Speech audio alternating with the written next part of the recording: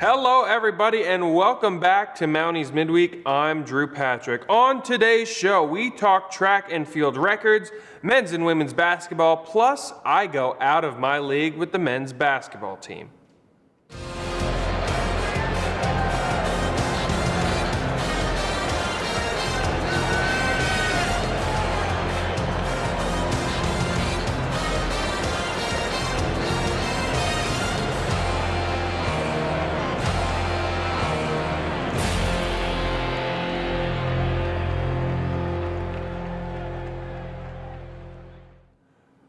Both basketball teams had two conference matches this past week. They welcomed Lock Haven on Wednesday. The women got off to a slow start in this one, but Ellie Thompson tried to be the spark for the Mounties. She had 12 points, but in the fourth quarter, the power went out, and the game was called after a 20-minute wait, the final 64-27. Thompson has surpassed both the 100-point and 100-rebound marks in her freshman campaign. She's now the third player in Mansfield history who have reached those numbers as a freshman, and Mansfield then becomes the 8th team across the PSAC to have 3 players achieve that feat. We still had to wait and see if the men's game was even going to be played, and during the stoppage, the MVP was the Mountie Sound Machine. They kept the spirits high, playing, and with 4 minutes to spare, the lights came back on, so game on. Tyler Moff was doing Tyler Moff things, the scoop and the foul. Cutting himself, get it up and in! Nice take! Mansfield went up by 6 after the free throw. Later in that half, Moff once again for 3 had a game-high 17 points. Lock Haven, though, had the lead at the half by a score of 34-28. In the second half, Garrett Cook hits the 3, gives the Mounties their largest lead, up 9. The Bald Eagles roar back, tie the game up at 60, and then in the final seconds, Lock Haven's Matt Cerruti hits the heartbreaker, and the Bald Eagles get the win by a score of 63-60. Along with Moff, Taylor Sweeney, and Eli, Alvin scored in double figures. Sweeney had 11 points, and Alvin recorded a double-double with 10 points and 10 rebounds. Both teams made the long trek to East Stroudsburg on Saturday. In the women's game, Mansfield again got off to a slow start, but was able to score 44 points in the final 3 quarters. Aaron Gibbons led the Mounties with 16 points, but East Stroudsburg did get the win 73-46. In the men's game, 4 Mansfield starters scored in double figures, with Garrett Cook having a team-high 16 points, but the Warriors got the victory by a score of 93-63. The teams returned to action on Wednesday as they travel to Westchester. The track and field team had 2 events this past week. A couple of athletes traveled to the Golden Eagle Late Night Invite hosted by Brockport University last Wednesday evening. Junior Purity Moanga compiled her best throw of the indoor season in the shot put at 9.51 meters. It was her second best throw in her career, indoor or outdoor. Bryce Steiner competed in the men's long jump for the Mountaineers, and Steiner finished with a jump of 5.65 meters. It was the second best jump of the season and his third best finished in the long jump overall. Sophomore Aaron Sheridan took part in the women's pole vault, hitting a height of 2.95 meters. It was her second best vault on the season and overall for her indoor career. 4 other athletes traveled to Boston, Massachusetts to take part in the David Henry Valentine Invitational. Jenny Bellafleur and Kenzie Jones hit PSAC marks in their events. Bellafleur ran the 200-meter dash in 26:28 and 60 seconds in the 400-meter dash. Jones ran her season's first 5K and finished with a qualifying time of 18:45.68. Not to be outdone, a day later, Ryan Clifford and Quincy Amabile collected 2 new 5K PRs. In a field of over 120 runners, Ryan Clifford finished in the top 50 with a personal best time of 14:58.46, which ranks 3rd all-time at Mansfield. Amabile followed Clifford's race with a remarkable performance in which he obliterated his previous best mark by over 50 seconds. Amabile's time clocked in at 15:09.53.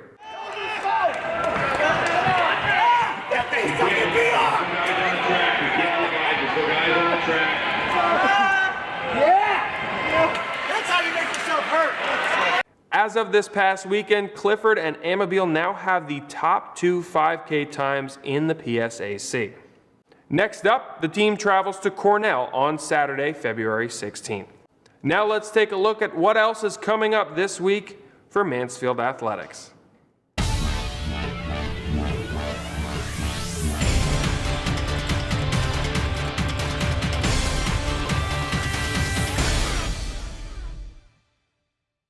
Do not go anywhere. Much more Mounties Midweek is on the other side.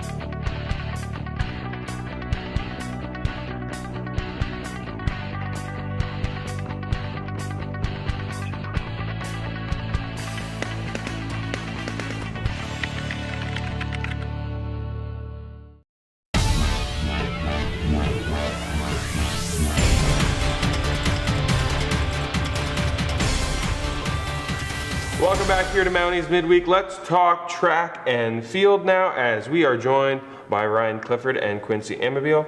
Thank you guys so much for stopping by. No worries, thanks for having us.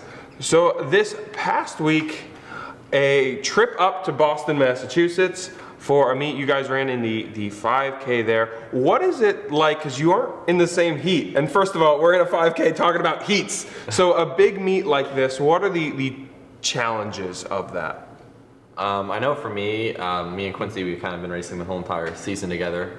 So definitely being separated. We kind of knew going in though. I think it was seated like 47th and he was seated 67th. So we knew there was a good chance we'd be separated. But with scratches, we were actually really close to being in the same heat. But definitely being able to run at such a competitive level, was very important because it kind of brought us to that next level where we needed to be to kind of hit those times.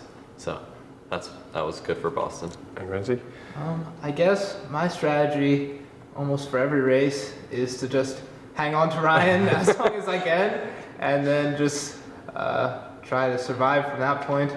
But being in a different heat, he was still very useful. Him and coach and our other teammate Kenzie were yelling splits at me throughout the whole race, so that was very helpful. And I mean, clearly it must have helped a 50-second PR, which seems absolutely ridiculous to me. What was the key? Because I guess maybe you've been holding back, man. Come on, the 50-second PR without you. But when you in that race, what worked and how did that come about? I guess just it was really a blessing to run the time. And I didn't expect that I was going to be able to. And I guess just my teammates helping me with the splits throughout the whole race, and also my teammates forcing me to run every day at practice is probably the most helpful part. And then just a week prior, again, PRs for you guys. Shorter distance, the 3K. Let's go back and talk about that race, what worked in that one. Well, I guess for me, I just kind of try to stick with Ryan the whole time, and then that pretty much worked out for me, so he did most of the work. I know for me, yeah, I know for that race. I mean, we're getting down to close to our mile pace. I know I was 13 seconds, averaging that for 2 miles almost, averaging about 13 seconds slower than my mile pace. So I was going as fast as I could for as long as I could, and I was holding on for dear life. So Quincy passed me the last 600 at Youngstown, and he actually tapped me. He was like, "Come on, Ryan," and I tried coming with him, but I couldn't hold on. Quincy was like he was being chased by a velociraptor or something, and he just went for it. So. These last couple meets, the Youngstown meet, the Boston meet, big meets. Are you guys? Do you prefer one to the other? Like, are you prefer these big meets with a lot of competitors, or do you like the smaller, quaint meets where really you have a chance to focus? I think the bigger meets give us kind of that competition that we're looking for, and it kind of makes us have to really work hard and compete at a higher level. Where kind of those like smaller meets that you mentioned, they're a little more lax, and we don't have to do what seems like crazy times, but we're still hitting crazy times even at those lax meets. But yeah, I prefer the smaller meets because they're less pressure, but you never know. And Quincy, do you prefer one or the other? I'm not quite sure. I mean, I like the small meets because there's a little bit less pressure, but the big ones are fun too because there's just, the crowd is really loud and everything, and then the whole team is there and like cheering you on. So I guess I couldn't make a decision right now. That's fair. No, that's absolutely fair. A slightly smaller meet than you've had the last couple of weeks coming up this weekend up in Cornell. Kind of a home type course for you guys. You've had a lot of meets there on that course. Obviously we don't have an indoor facility here, but is there some sort of comfortability if you've run the track before? I would say, yeah, probably. A lot of the times, going back to a lot of the same places like Houghton or this weekend coming up Cornell, knowing the track definitely, you know, I mean, it's a track, so it's just you know, but you know where like your coach is going to be, where the splits are, and this one's nice because all the times are get converted down. So whatever you run, since it's a 200-meter flat track, it'll convert down as if it was a bank track or oversized track. So I don't know, I like it, and it's so close from home.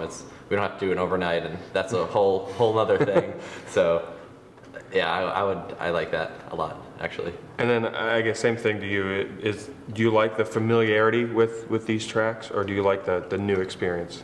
Yeah, I like both. I mean, they're both exciting, but the best thing about going to a familiar facility is knowing where all the hidden bathrooms are, because that's the key. It's key to know where the bathroom is before your race, and you can't just go to the common bathroom because there's going to be a huge line, because that's where everyone goes. So oftentimes we'll leave the building and go to like a nearby bathroom, or sometimes there's a hidden one in the basement or the second floor or something.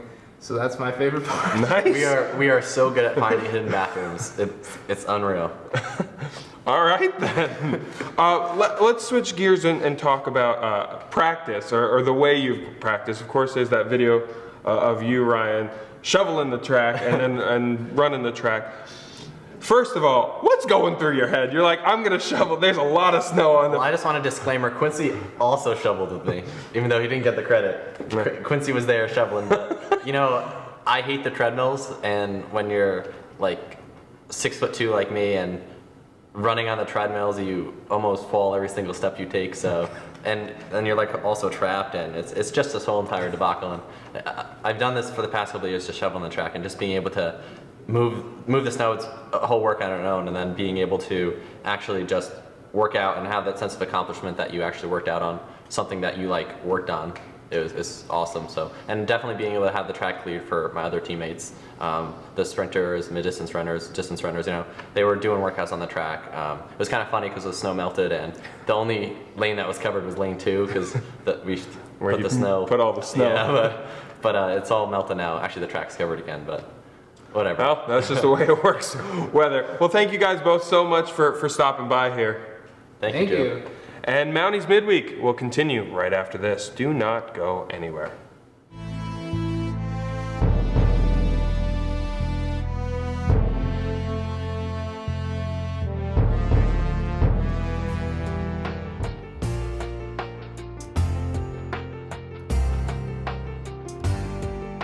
As I've gone through school, I've been trying to pay off my tuition as I go, and it wouldn't have been possible without the help of the Mansfield Foundation. The Mansfield Foundation already helped me a lot.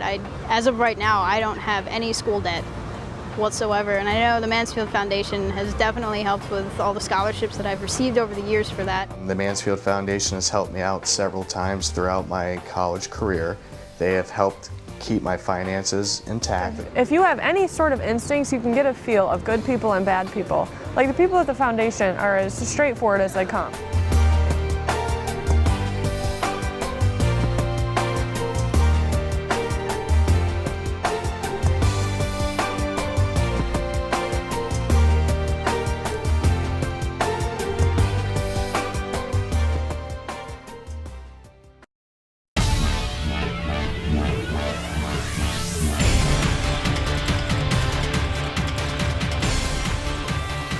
Back here. Let's switch gears now and talk men's basketball as we are joined by head coach John Senesey. Coach, thanks for coming back. Sure. No problem. Anytime, Drew. So last week, let's start with Saturday because possibly the most bizarre circumstances for a basketball game we have ever had here. So the lights go out in the women's game and you guys are playing the waiting game. What was that like, that stretch of unsureness like for you guys? I think there was some anxiety, certainly there among the players, and uncertainty in terms of, is the game going to occur tonight? Is it not going to occur? And I was in direct communication with the athletic director, with their head coach, with the PSAC commissioner, and the electric company and the police and everyone coming together to see, try to make a decision. And we had decided to wait until at least 8 p.m. at that point in time, and if we were able to get the power restored, we would play the game. And if it was going to be after 8 p.m., then we were unsure at that point. We'd already had plans to play the next night at probably around 7 o'clock if we weren't able to play. So we did have backup plans, but the players really were antsy, they were stretched, they were ready to take the floor and warm up, and it was difficult for them, I think, more than anybody. And in terms of what do we do, there was no way to really go down to the locker room since there really weren't any lighting down there. And so for them it was certainly a unique situation. It was for us as well, and the game felt unique in a lot of ways when we finally did get started. But obviously once the ball's in play, it pretty much, the game just goes. But I think the good thing about players, they're young, they're a lot more resilient probably than some of us older guys, so they handled it very, very well, I thought. Yeah, well, the power did come back on with 6 minutes to spare, right there, down to the wire. It came down, and speaking of down to the wire, that game, a very close match and just a heartbreaking way to end the game. So before we get to the very end, talk me through that game. Does the strategy change at all when you're pushed back? Do you try to, you still had the appropriate time of warm-up, but did anything change strategy-wise?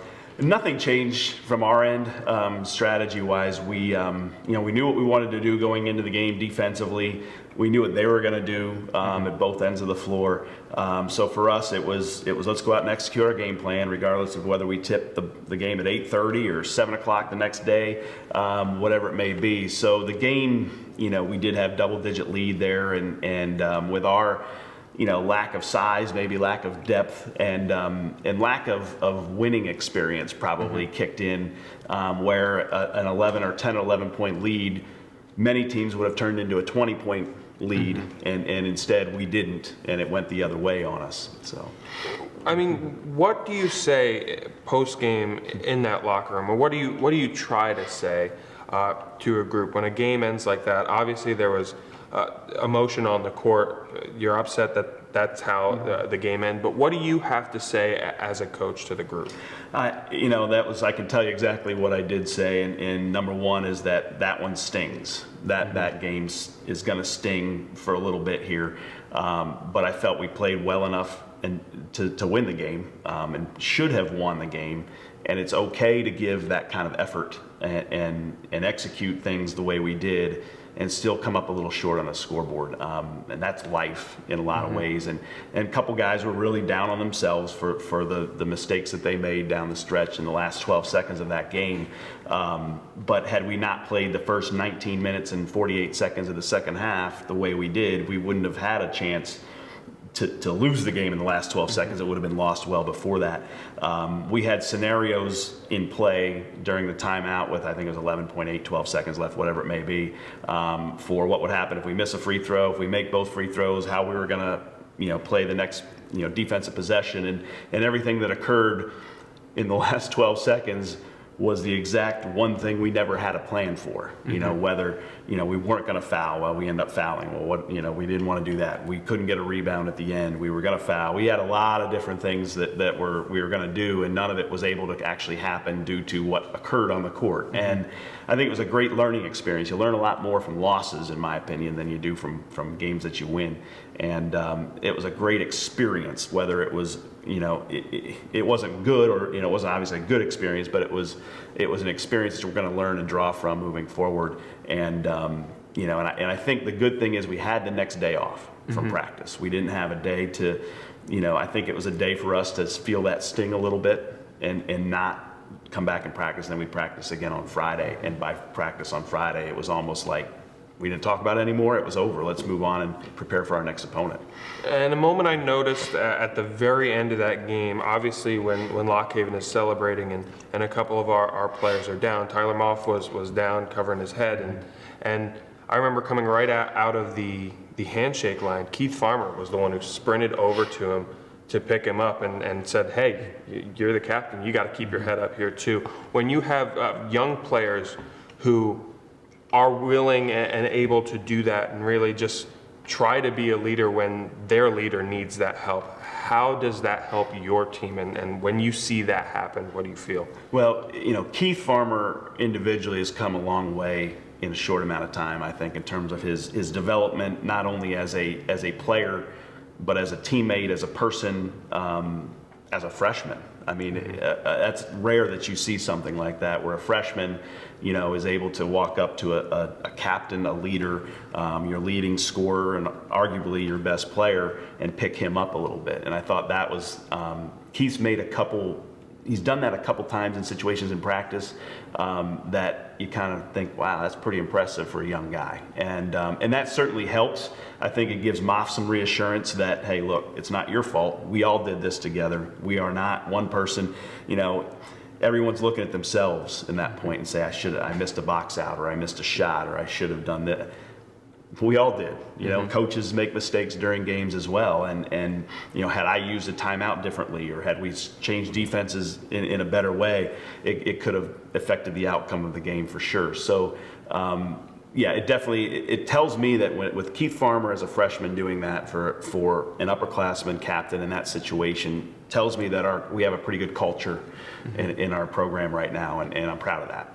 And Keith is that sixth man off the bench, a six-man really rotation that you've gone with primarily. What are the challenges then of that? Obviously, we've talked about the injuries throughout the year. We've talked about the height throughout the year, but having a limited bench, only 6 people really that you went to in that game.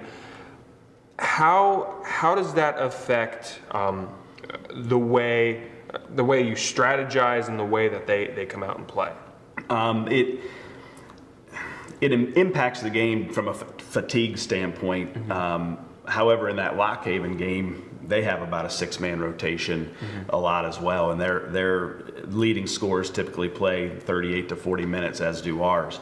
I did feel that especially Cerruti, who hit that 3-pointer at the end, seemed like he was a little bit fresher in terms of his stamina, and yet he plays nearly every minute of almost every game. So I'm not saying it's our fatigue that led to that loss, but when you have, and Anthony McFall's gotten into some minutes here as a freshman in the last 2 weeks or so to give us a little bit more of a rotation there, but it impacts strategizing, I guess, for games in that, okay, Keith Farmer's going to come in and give Sweeney a break, or he's going to give Moff a break, and he's going to play the 5, but can he play the 3? No, he really can't play the 3. So you move Moff around because he can play 1 through, he's been playing 1, 2, 3, and 4 for us this year now, so it's a tough challenge on him. So it does create some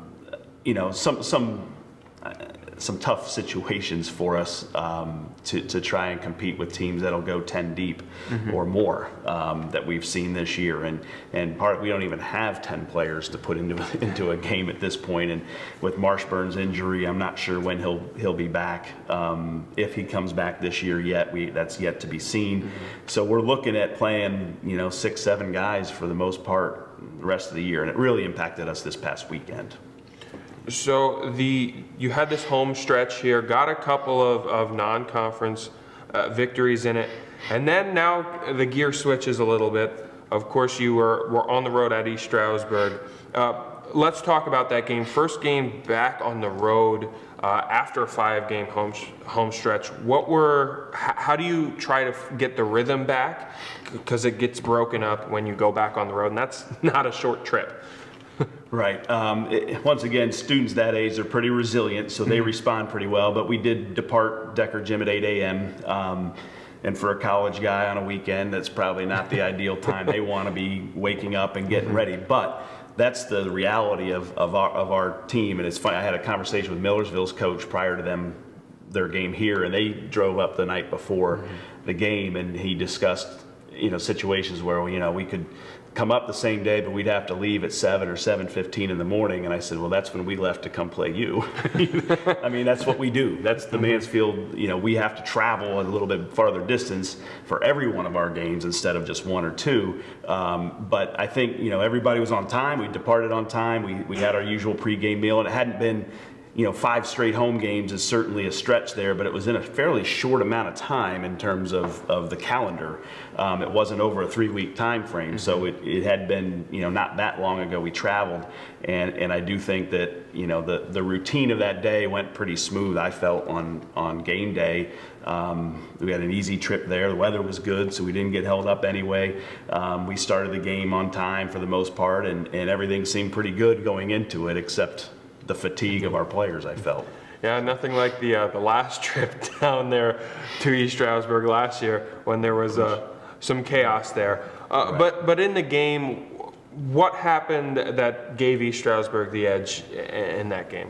We, early in the game, they got up early. I think it was 7-0 when I called a timeout, and we had gotten down much bigger than that in our gym earlier this season, and we talked about we cannot dig a hole like we did in our gym, and so I took an early timeout, and then we were able to kind of close it to, I think it was a 3-point game. It was 24-21 if I recall in the first half, before they went on a little bit of a run at the end of the first half, and that I could tell for the first time all season our players looked a little fatigued in the first half, and that kind of led to, I think, their run there to give them, I think it was a 12-point lead at the half, and that, I think, played a role in our demise at the end of that half, I guess, is the fact that I felt I looked at Moff, I looked at Sweeney, I looked at some of these players, and I thought, you look a little tired to me right now, and that doesn't bode real well for a second half. And East Stroudsburg makes you that way, okay? Their style of pressing you for 40 minutes, and most of their players, they don't have very many guys that usually play more than 22 minutes a game, where we have several guys in the top 3 or 4 in the conference in minutes played. So their pressure, their style, their up-tempo style, their full court press makes you play at a little bit higher speed than you're used to. And we want to play slow, but they're so very good at what they do. And we did a decent job, at least early on, in limiting their possessions. But when you turn the ball over like we did, I think a lot of it was a result of our physical fatigue leading to our mental awareness not being as sharp. So that, I think it was fatigue really for sure that set in, and they played maybe 15, 16 players, I think, in that game. Yeah, the last couple of weeks, you guys have been just busy back and with those games, and you think it's finally catching up. So how does then this week, with I guess a little more of a break than you have been used to the last couple of weeks, going into Wednesday, how are you going to approach this week? Well, I think we played 5 games in 9 days, I believe, up until this week, and that definitely took a toll on us going into East Stroudsburg on Saturday. But I feel now We had the day off yesterday. We'll practice today and tomorrow and go on the road again Wednesday and practice Thursday, Friday, and go on the road again Saturday. So, that's a much more normal routine where I feel our guys can actually catch their breath a little bit, and not have to be on the go as much and practice one day and have a one day between game practice, and that one practice isn't going to be a very intense practice because you're healing from the night before, but yet resting for the next day. So I think this will actually be good for us in the next, to finish up the regular season, to have a little bit more normal schedule finally. So these matches this week, Westchester on Wednesday, what do you expect from them and what do you expect from us in that game? When we competed against them in our gym, we got out to a 13-0 lead to start that game, which I think surprised a lot of people, and I think it unfortunately surprised some of our players. But we were able to shoot them out of their zone, and they had to go man-to-man, and we struggled guarding them. They're very athletic. They're long, they're big, they're strong, athletic, and they're very experienced. And that's a combination for a team that's going to have a really good season and maybe make a good run into playoffs. Once again, we've got to take care of the basketball offensively, but I know what they're going to do defensively. They play a matchup. They'll play some man. They may press a little bit. They're not going to press the way East Stroudsburg did, so we know that's not going to happen. But for us, I think we're going to continue to move the ball. Offensively, we get open shots because of our unselfish play on the floor. We're able to make an extra pass to get a higher percentage shot, and we've still been shooting the ball pretty well from the three-point line, which we have to in order to compete in these games with our size. So we've done a much better job of rebounding the ball the last 2 weeks of the season, and I'm not sure exactly why, because for the reason we've lost some games this year is it's rebounding and it's points off of turnovers that we give up. I mean, those are the two main statistics we look at, and it's pretty much the same every game this year until we started seeing some success in terms of wins. And you look at the numbers, and we out-rebounded a couple teams, and we took care of the ball much better, and it resulted in wins. And I think before you can learn how to win, you have to learn how to not lose a game or compete in that game, which also means you're not going to lose it. So we learned what it takes to lose games, and that is by not rebounding the ball and by turning the ball over. So by learning how to not lose, now you can learn how to win. Okay, so we took a couple steps forward by winning a couple of those games, but it doesn't mean you're going to be able to take care of the ball. We turned the ball over too much against East Stroudsburg, so we know we're going to lose that game. It's that simple on paper. Easier said than done, but I think learning how not to lose a game is something we've figured out. I think now it's a matter of executing what we're going to do. And I think that Westchester, they're very good. They're very I think they've won, I'm not sure how many conference games in a row now. Playing in their gym's a great atmosphere. It's a tough place to go play.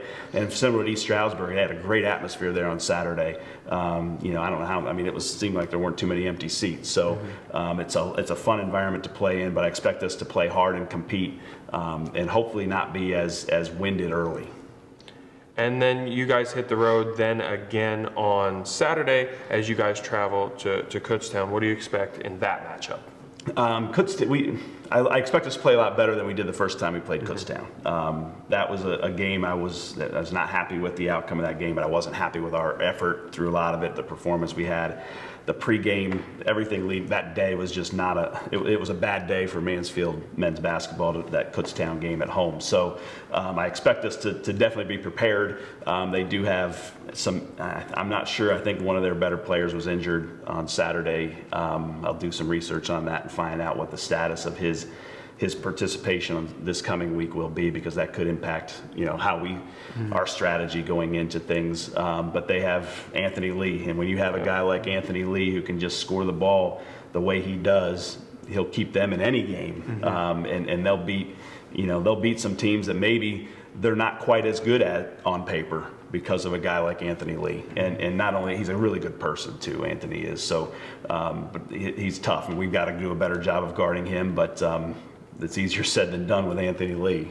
So they've got some wing guys that are pretty good, and they've got Mo Williams is is an athletic post player that didn't play the first time we played him here, but he did look like he got hurt Saturday, and I don't know what that's going to means for him and the rest of the season. You hate to see that, see players get hurt, but we're all too familiar with that this year on our team. But I hope Mo, certainly is going to be okay. I just don't know the status of it yet. So I expect us to continue playing hard and playing unselfishly. So with a player like Anthony Lee that they have, what do you guys have to do, especially again going back to that smaller bench and the size issue, to defend a guy who can really score from anywhere on the court? What do you have to do to try and limit his success? Well, watching him on film, I felt like if you guard him with a guy that's a little bigger, you may have some success because I think I'm not sure he's 6'3",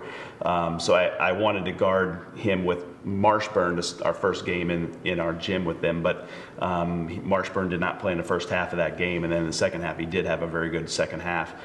So we're guarding him with Tyler Moff or Eli Alvin, some guys that are a little bit smaller than Anthony Lee. He can get that shot off a little bit easier. So we wanted to face guard him. He got hot in the first half against us, and we started to face guard him a little bit. You got to make, if he gives the ball up, you cannot let him get it back. Is really what you want to force him to give the ball up, and then do everything you can do to make sure it doesn't get back into his hands.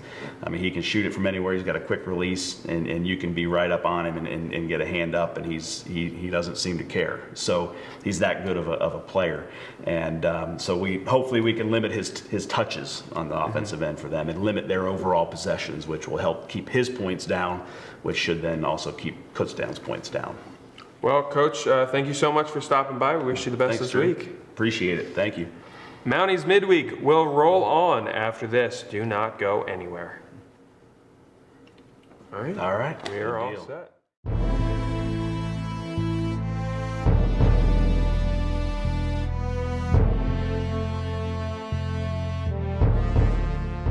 Part of Mother Nature's perfect blend, the keystone of the Keystone State. Visit Potter Tioga, a 2-county scenic outdoor haven conveniently located, yet worlds apart. With 10 state parks, 2 federal parks, and over 400,000 acres of state forest land, outdoor recreation certainly does live here, offering hiking, biking, horseback riding, ATV trails, hunting, snowmobiling, cross-country skiing, and so much more. Close to many urban areas, but far away from the hustle and bustle, you'll feel like you've found a hidden corner of the East Coast where you can experience world-class, authentic outdoor adventure. Whether it's a family outing, a personal challenge, or even a leisurely walk, it all takes on a new perspective in these spectacular surroundings. Follow our gurus through the Step Outdoor series at visitpottertioga.com and start planning your adventures today.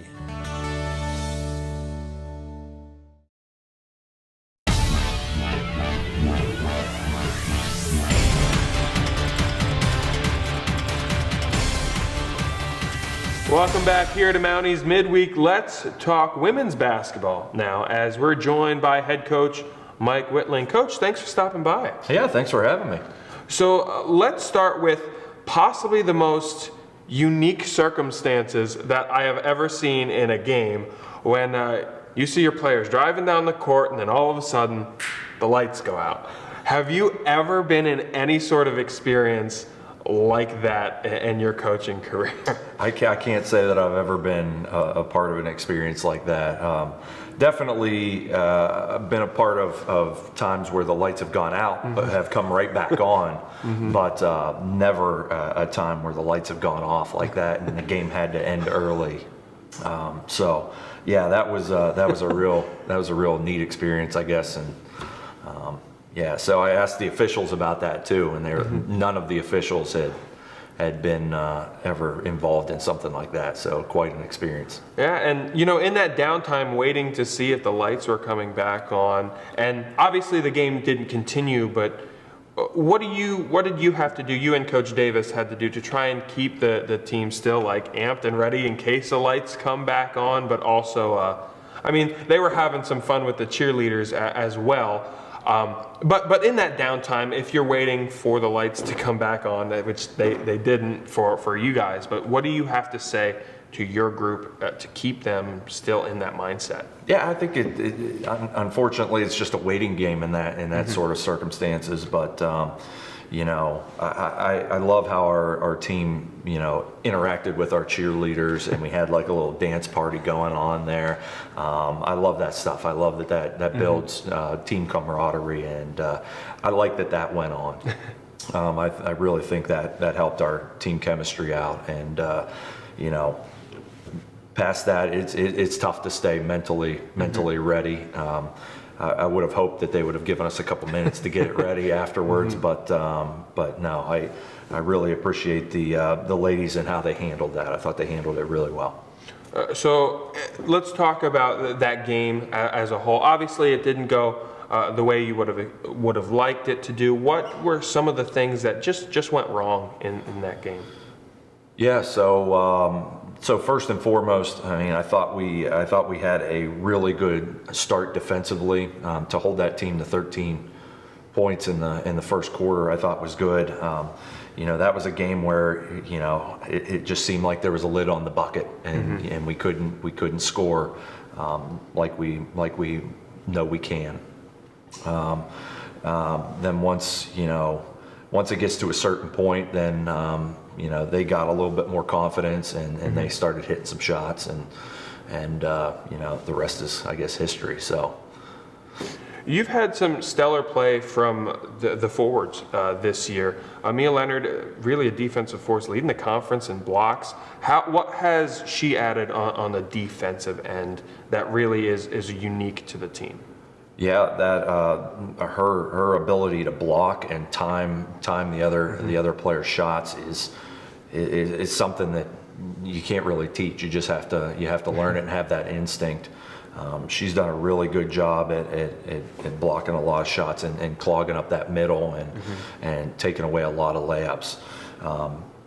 But I would also say that, you know, Ellie Thompson and Noelle Cameron, they are really good individual defenders, and I've put them on some really tough players, and I think they do a really good job also of defending one-on-one and stopping a lot of drive actions that they're guarding. So I think they've done a great job also. And speaking of Ellie, of course, in that game, that Lock Haven match became the third player in school history with 100 points and 100 rebounds in her freshman year. How has her development, and really the development of all the freshmen, gone, especially this year with a young team and really having to throw a lot of them to the fire? Yeah, I think the development is going in the right direction. I think they are all getting better, and we can see improvement from the beginning of the season, and that's big.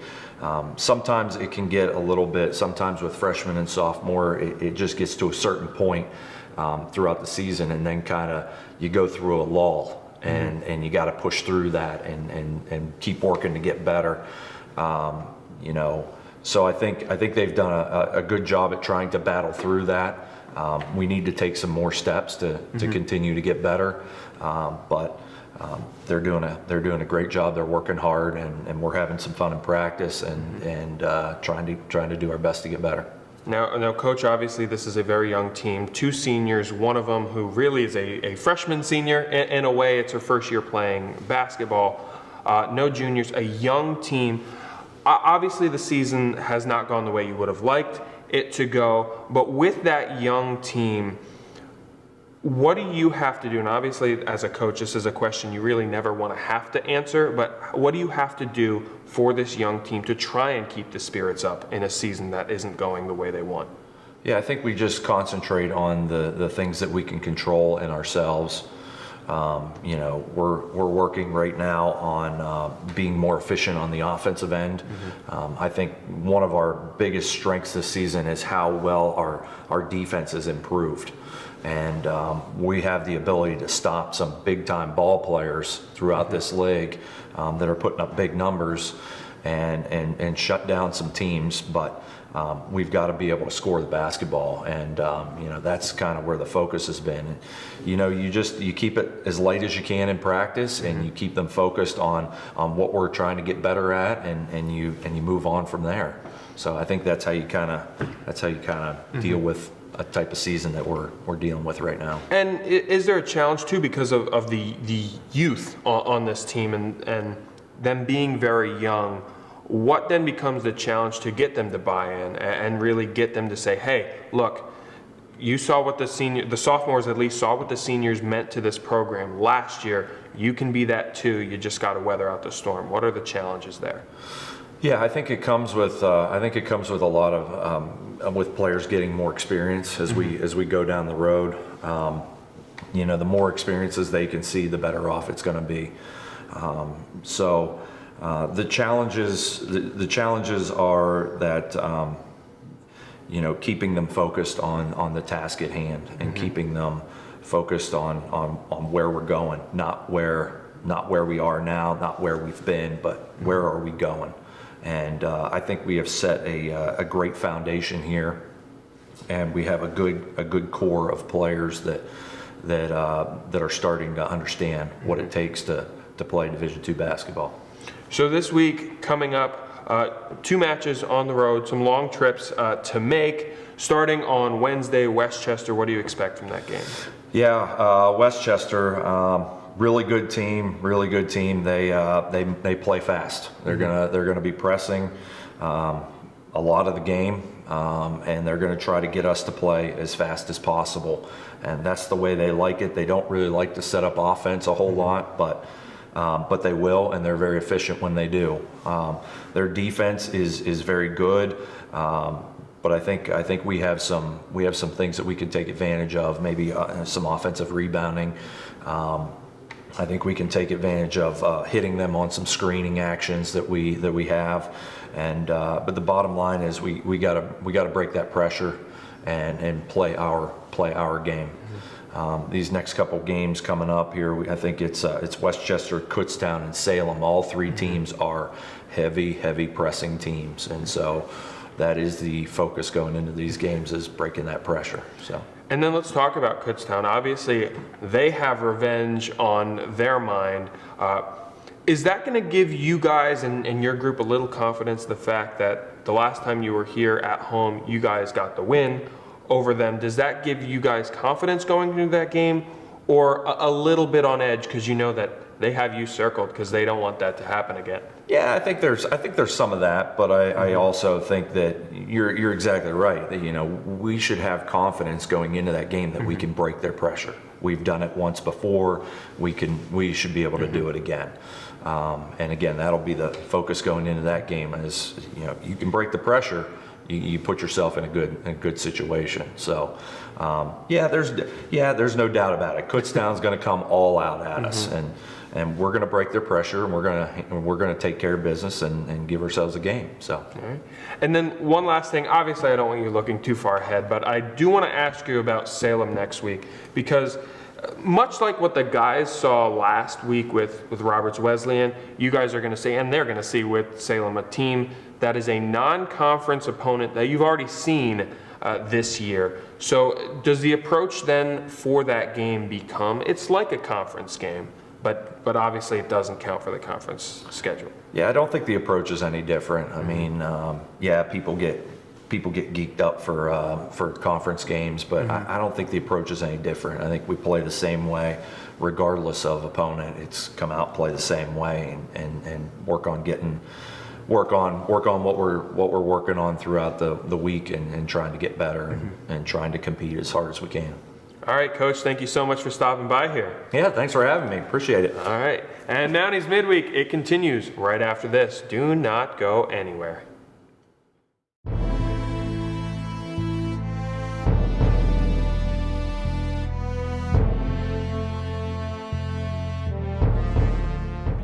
State Athletic Conference. Oh, what a play! 18 universities. How competitive is this? 23 championships. It's over. We have new PSAC champs. 7,100 student athletes. Make the PSAC yours. My PSAC is passion. My PSAC is pride. PSAC is Pennsylvania. Passion, pride, Pennsylvania. The Pennsylvania State Athletic Conference.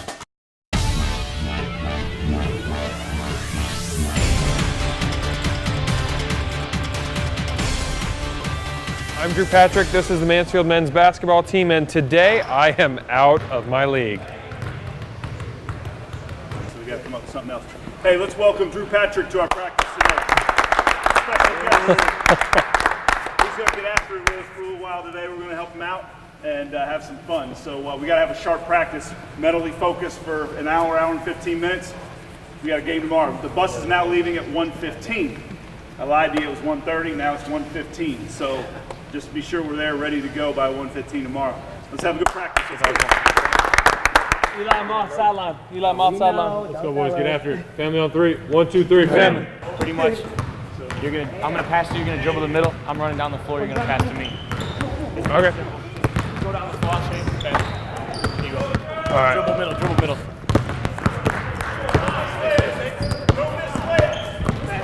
Oh. There you go. Now follow me and you're getting the layup.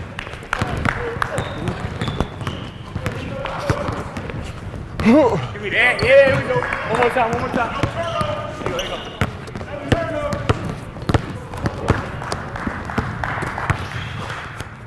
I missed it.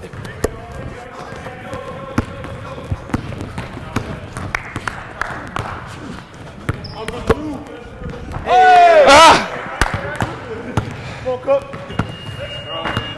Now we go again. We gotta go twice. Hey, everybody missing shots. We gotta make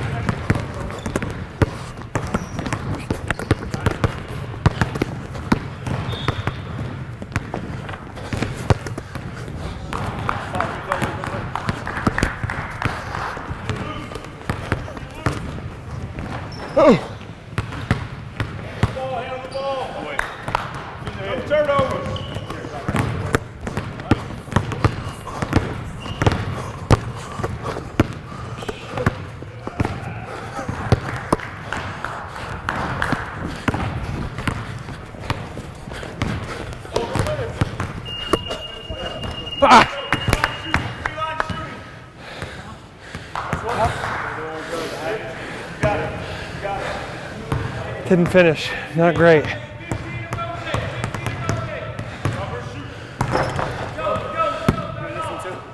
I think so, yeah. It's like, you want to watch it for a second. You in the middle are just going to catch him fast to you.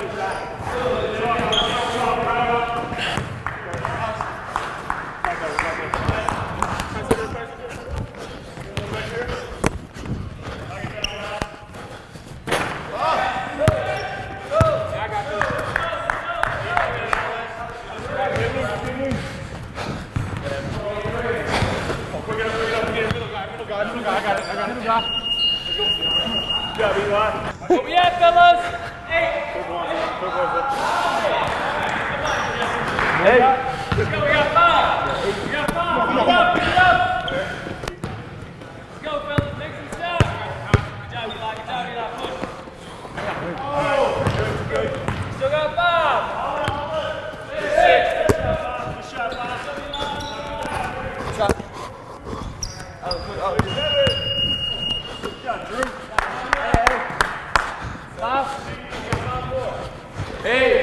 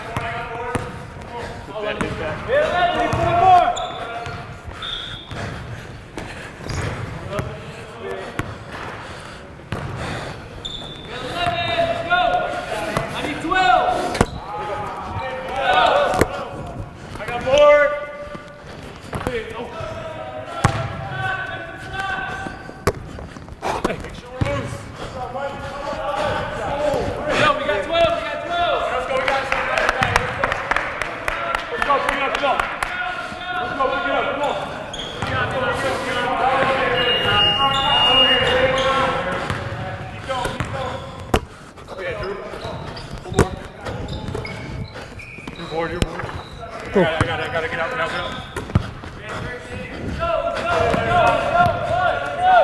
Two more.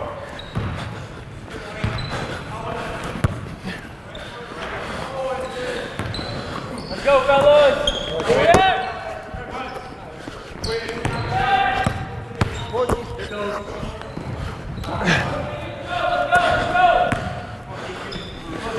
Pushing. Hey, go far side, Vince. Go far side, Vince. Hand.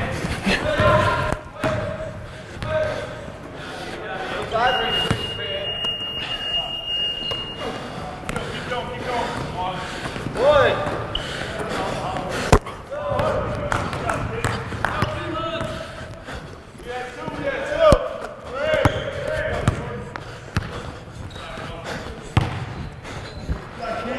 Good job.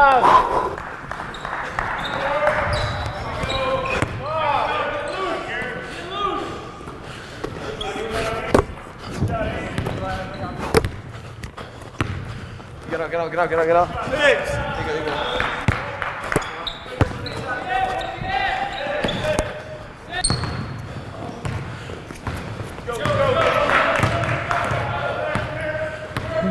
All you doing is just running in line. They pass to you, shoot it, whatever. Go ahead, you go.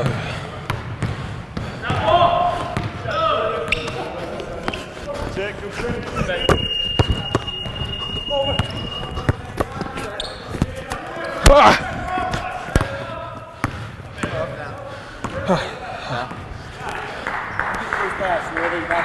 Okay.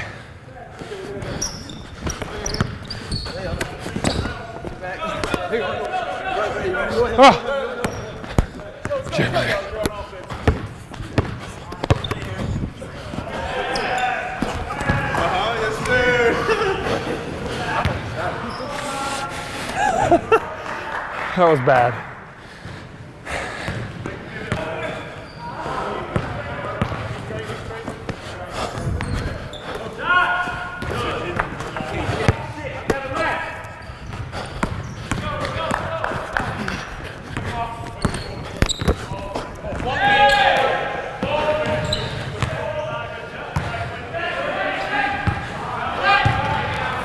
Whew.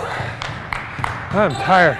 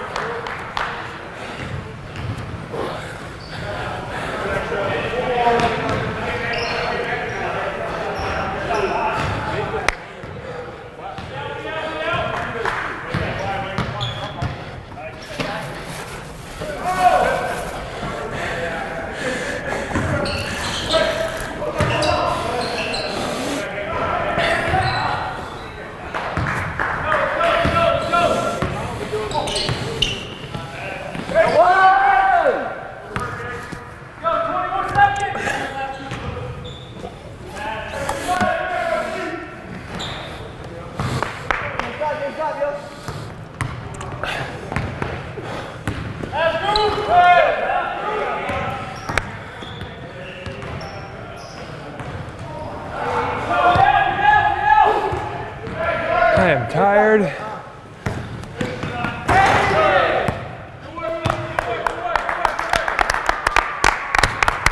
You go, baby. Well, it took me probably way too long to get a hold of the drill, but I think I kind of did. Still can't make a shot to save my life, but that's beside the point. And I'm out of breath, which is a good thing. Great effort. I'm not sure if you're going to make it. I love the effort. We'll get you in shape. We'll see what happens. All right, Coach, I need one more thing from you. So I ask every coach on a grading scale, your traditional school grading scale, A to F, what would you grade? Are we grading on execution? Whatever you decide. Effort, I give you a good solid A. Overall, I'll give you a B+. All right, I will take it. Thank you so much, Coach. Whew. I am tired. I think when it comes to basketball, I am thoroughly out of my league.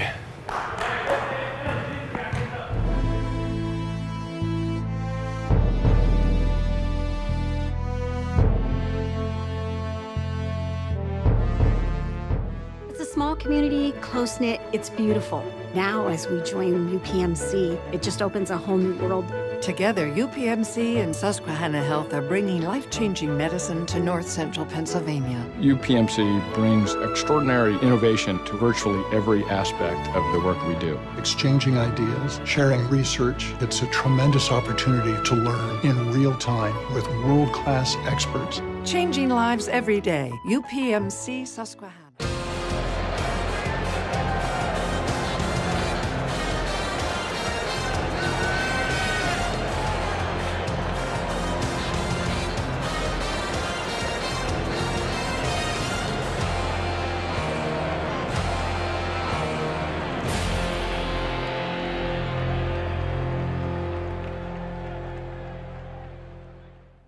It is that time again. It is time for Play of the Week. Last week we had 3 plays for you to vote on, and based on your votes, Eli Alvin gets the victory with this play. And it will not go, but he got the rebound. Own rebound. 4-on-1. And again! Wow. This week, once again, we have 3 plays for you, and we start up in Boston with Kenzie Jones, the PSAC qualifying time in her first 5K of the year. That play is up against Quincy Amabile, also running the 5K, shattering his previous best by 50 seconds, which is pretty much the entire track. It's a track length. Incredible performance for him. And then finally, our third play comes from basketball, and it's Tyler Moff with the scoop and the score and the foul. You guys can vote for which one of these 3 plays is your Play of the Week winner on Twitter at Mountie All Access. That's going to do it for us here today. To stay up to date on all things Mansfield athletics, head over to GoMounties.com. Thank you so much for watching, and we will see you next week.